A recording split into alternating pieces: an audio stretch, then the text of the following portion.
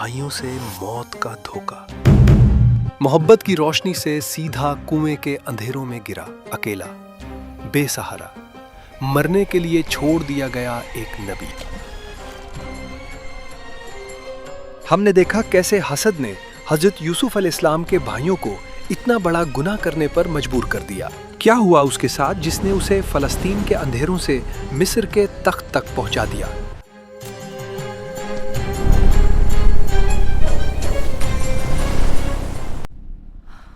कुआं खामोश था, गहरा सियाह अंधेरा छाया हुआ था।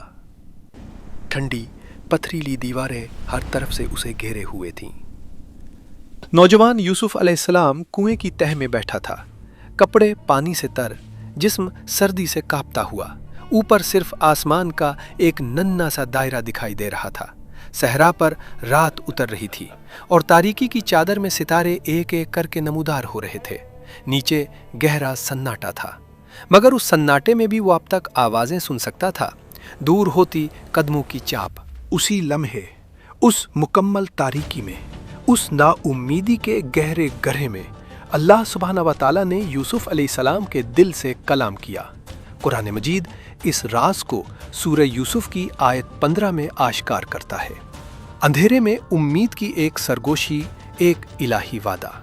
तुम जरूर उन्हें उनके इस मामले की खबर दोगे, जबकि वो तुम्हें पहचान भी न सकेंगे। ये अल्फाज क्या मानी रखते हैं? इसका मतलब था, ए यूसुफ, एक दिन आएगा, हाँ एक दिन तुम उन्हीं भाइयों के सामने खड़े होगे, लेकिन इस बार कमजोर नहीं। जरा तसव्वुर कीजिए, एक कम उम्र लड़का, तन्हा, खौफजदा, मौत के दहाने पर, और इसी लम्हे अल्लाह उसे उसके शानदार मुस्तकबिल की झलक दिखा देता है। ऐसा मुस्तकबिल, इतना अजीम, मगर यूसुफ अलैहिस्सलाम को अभी ये मालूम न था कि अगला लम्हा क्या लाने वाला है। उन्हें खबर न थी कि निजात रास्ते में है।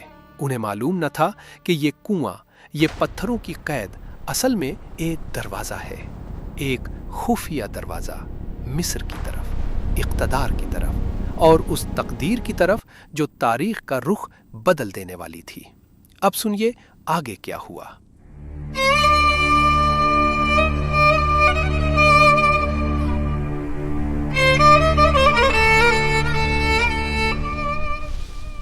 घंटों उस कुएं में गुजर गए। रात और ज्यादा सर्द होती गई।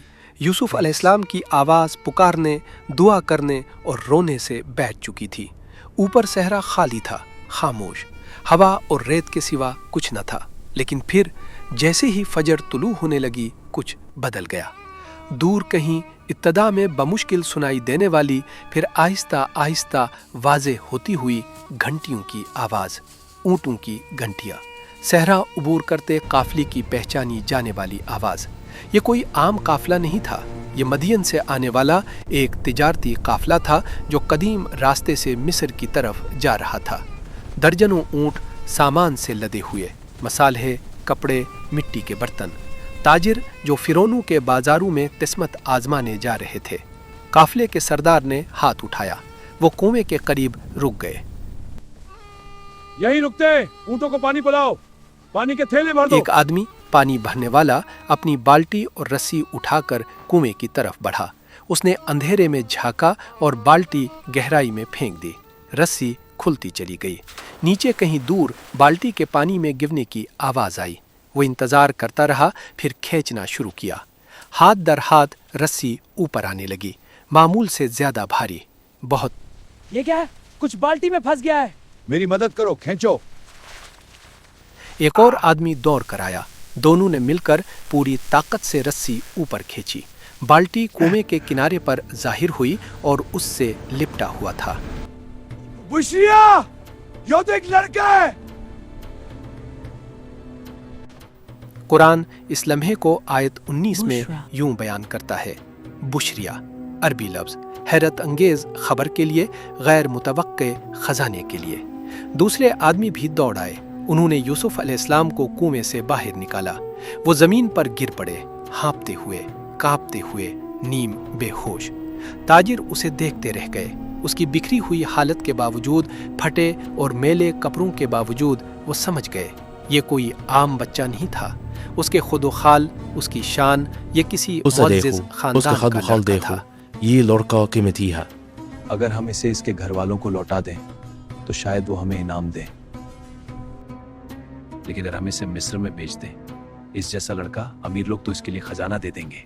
اور بس اسی لمحے یوسف علیہ السلام کی تقدیر کا فیصلہ ہو گیا، نہ رحم کی بنیاد پر، نہ دیانت پر، بلکہ لالچ پر۔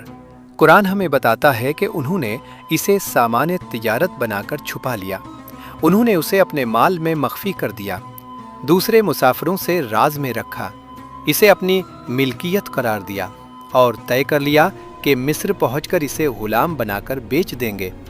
نوجوان یوسف علیہ السلام، جو ابھی کنویں کے صدمے سے پوری طرح سنبھلے بھی نہ تھے، اب خود کو بدھا ہوا پایا، کپڑوں اور سامان کے نیچے چھپایا گیا، ایک اجنبی سرزمین کی طرف سفر کرتا ہوا۔ وہ موت سے تو بچا لیا گیا، مگر غلامی میں بیچنے کے لیے۔ نبی کے بیٹے سے سامان تجارت تک، لاڈلے بچے سے ملکیت تک، آزادی سے زنجیروں تک۔ لیکن سنو، جو ان تاجروں کو معلوم نہ تھا، جو یوسف علیہ السلام کے بھائیوں کو معلوم نہ تھا، جو اس صحرا میں کسی کو معلوم نہ تھا، اس سفر کا ہر قدم، ہر ناانصافی، ہر دھوکہ ایک ایسے منصوبے کا حصہ تھا، اتنا عظیم، اتنا مکمل، جسے صرف اللہ ہی ترتیب دے سکتا تھا۔ وہ کنواں قبر نہیں تھا، وہ ایک آغاز تھا، اور مصر اپنے مستقبل کے بادشاہ کا انتظار کر رہا تھا۔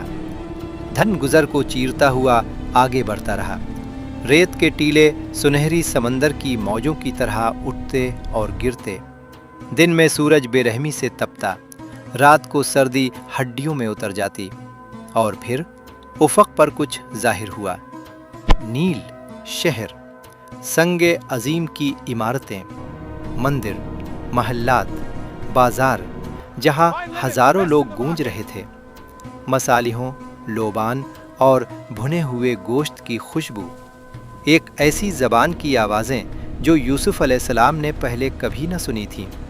یہ مصر تھا، قدیم دنیا کی سپر پاور، فرعونوں کی سرزمین۔ قافلہ شہر میں داخل ہوا اور غلاموں کی منڈی کی طرف بڑھا۔ تصور کرو، حضرت ابراہیم علیہ السلام کے پوتے کو نیلامی کے چبوترے پر کھڑا، کلائیوں میں زنجیریں، تاجر اسے مویشیوں کی طرح پرکھ رہے ہیں، دانت دیکھ رہے ہیں، بازو، جلد، طاقت، عمدہ نوجوان غلام، مضبوط، ذہین۔ اسے دیکھو، بولی کون لگائے گا؟ آوازیں بلند ہوئیں، قیمتیں پکاری گئیں، ہاتھ اٹھے، پھر اچانک ہجوم دو حصوں میں بٹ گیا، سرگوشیاں آگ کی طرح پھیل گئیں۔ وہ آ گئے، العزیز راستہ دو، وزیر کے لیے راستہ خالی کرو۔ ایک شخصیت آگے بڑھی، قداور، باوقار، مصر کے اعلیٰ ترین لباس میں ملبوس، اس کی موجودگی ہی احترام کا تقاضا کرتی تھی۔ یہ العزیز تھا، وزیر خزانہ، مصر کا خزانہ دار، فرعون کے بعد سب سے طاقتور شخص۔ اس کی نظر یوسف علیہ السلام پر پڑی، اور کچھ ہوا ایسا جسے قرآن خاص طور پر ذکر کرتا ہے۔ العزیز نے ایک عام غلام نہیں دیکھا، اس لڑکے کی اس نے کچھ اور دیکھا۔ ان آنکھوں میں ذہانت، وقار، صلاحیت۔ قیمت کیا ہے؟ حضور بولی ابھی شروع ہوئی ہے، ہمیں تو اور بھی اونچی قیمت ملنے کی امید ہے۔ میں نے پوچھا قیمت بتاؤ، نہیں تو اسی امون کے پتلے کے نیچے دکن کر دوں گا۔ نیلامی کرنے والے نے رقم بتائی، العزیز نے بلا جھجک ادا کر دی۔ قرآن بتاتا ہے کہ اسے کم قیمت میں بیچا گیا، کچھ روایات کے مطابق صرف چند درہم، کیونکہ تاجروں کو اپنے خفیہ مال سے چھٹکارا پانا تھا۔ مگر اسی لمحے العزیز نے اپنی زندگی کی سب سے قیمتی خریداری کی تھی۔ اس نے ابھی مصر کے مستقبل کے نجات دہندہ کو خریدا تھا۔ العزیز نے یوسف علیہ السلام کو مصر کی سڑکوں سے محل کی طرف لے گئے، اور کیا محل تھا! بلند و بالا ستون، فواروں والے باغ، ایسے کمرے جو یوسف علیہ السلام نے کبھی تصور بھی نہ کیے تھے، عیش و آرام سے بھرے ہوئے۔ داخلے پر ایک عورت کھڑی تھی، अल अजीज़ की बीवी, हुसीन, शाइस्ता, सोने और जवाहरात से सजी। उसका नाम जुलेखा था, अगरचे कुरान में सिर्फ अल अजीज़ की बीवी के तौर पर जिक्र आया है। अल अजीज़ ने उसे पुकारा, मेरी बीवी, उसके रहने का अच्छे से इंतजाम करो, इसे किसी चीज की कमी नहीं बनाना, तू ही मेरा रखवाला है। दादी उस पे इसका पूरा ख्याल रखा जाएगा। या अल्लाह, तू ही मेरा रखवाला है। ये गुलाम खरीदने वाला मालिक नहीं था, ये कुछ और था। अल अजीज़ ने उस नौजवान में सलाहियत देखी, उसने कदर देखी, उसने एक इलाही झलक देखी। कुरान आयत 21 में फरमाता है, और यूं हमने यूसुफ को ज़मीन में कायम किया ताकि हम उसे वाक़यात की ताबीर सिखाएं। सब कुछ, गद्दारी, कुआं, काफिला, बेचना, अल अजीज़ की ख़रीदारी, ये सब अल्लाह ने यूसुफ को वहीं पहुंचाने के लिए किया जहां उसे होना था, महल में, मिस्र में। वो नहीं जानता था कि उसकी तकदीर में सिर्फ एक कुर्बानी उसका इंतज़ार कर रही है।